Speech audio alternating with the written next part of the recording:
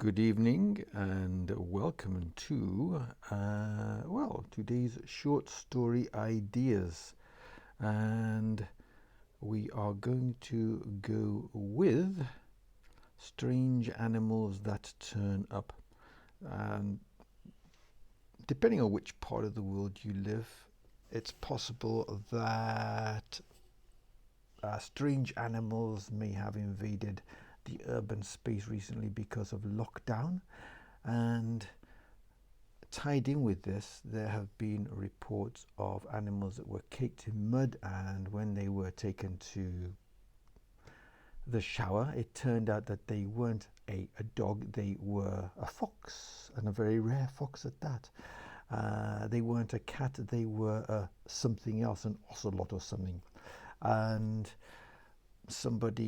these are kind of related tales. Somebody went to an animal rescue and she thought she was rescuing a puppy dog, and it turned out it was a very rare fox. What was the other? Oh yes, a cat rescued some hedgehogs, some baby hedgehogs, because the mother had died, and she raised them and gave them her own milk, and she had kittens almost simultaneously. So obviously the mothering instinct was very much there. Cats are a very nurturing species with their own young anyway. They'll attack adults, and they'll also attack part-grown kittens, but when they're very, very, very, very young, they kind of adopt them sometimes. It's kind of strange. So anyway, that will be today's writing prompt. That your protagonist, it's going to be a kind of a cozy short story, this, but it would lend itself to supernatural, surreal, sci-fi, I suppose historical if you want to do Romulus and Remus, but kind of interspecies adoption, stroke, what you think you're adopting isn't actually your preconceived idea. And tied in with this would be also, I forget what it's called, there's a name for it, but the first thing that the baby sees, it's called imprinting, I believe. Yeah, maybe it's imprinting. I'm sure it's imprinting. So for example, ducks and geese, if when they hatch they see a human, they think that the human is their parent, and they will start to imitate it. And I'm sure that this is something which would happen across species. So if you're writing sci-fi, perfect for an alien story, and the alien grows up thinking it's human and vice versa. Ditto with supernaturals. I mean, there's no reason why ghosts couldn't have babies, is there? Not just with humans, but also with each other, and then a baby ghost. That's kind of what Hellboy's about, isn't it? Yeah, anyway, okay, so there's nothing new under the sun. But anyway, there you go. That is today's story idea. And right, so comedy, obviously, lots of room for comedy there. Fish out of water, all that kind of stuff. Literary, well, bringing out the human side of people. Literary genre, literary fiction doesn't have to be depressing. It can be uplifting. Try it.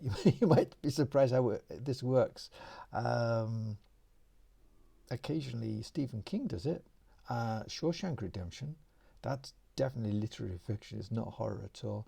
It's pretty uplifting stuff. So there's an example. Even if it's the only example, it's an example, and it can be done. Sci-fi fantasy we've covered. Crime. Ooh, somebody steals something like, I don't know, some valuable eggs, and they hatch and they imprint, and the perpetrator nurtures them, and as a finale they give him away, and the rightful owner, who may have purloined them, hunts him down or her down, and bad consequences. Ditto with thrillers, historical, Romulus and Remus, and also historical and human interest. It was the beginning of, I think it was called The Pirate by Harold Robbins, and I remember it being on TV thinking, oh, this could be quite good, because there's a height of some Arab-Israeli conflict. There are two couples in a tent giving birth, and they either swap children, or the mother dies and the dad is about to go off and do something, so the child is raised in a religion which is not it. And this was never ever capitalized on. I thought that would make a brilliant twist. Somebody who grows it to be, I don't know. We'll pick the Israelis simply because they don't behave very well. I'm talking about the government. Okay. Not about a religion here, not about a thing. I'm talking about the politics. Okay, they don't behave very well, do they? So wouldn't it be great if this child grew up and he was a general oppressing the Arabic people in, say, the Gaza Strip, and then it turned out that, you know, Goebbels found out that he met the certain ratio thing, that he in fact should be marching himself off to a concentration camp. Would it be good if this person found out that he was in some way, some massive twist, turned out that his sole life purpose was pointless, and that would show up the futility of war, and as Lenin would put it, possessions and borders and all that other horrible stuff that goes on in the world. Okay. Surreal horror. Well, you know, what can be done as sci-fi can be done as horror. This turns out to be a monster and blah blah blah blah blah. Biographical, well, I'm sure that changelings, I know, well, Roseanne Barr, case in point, brought up as a Mormon. Turns out that her parents were of Jewish faith, and I've heard of other people finding kind of strange stuff out about themselves.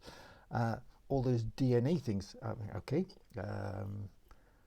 Is it 23andMe? You find out about your heritage, and like in American History X, a rabid Nazi finds out that in fact pretty dodgy stuff because of the DNA running through his or her veins. Biographical, done that. Jury, okay, somebody's on trial for being cruel or executing somebody who it turns out was an alien, and yeah, okay.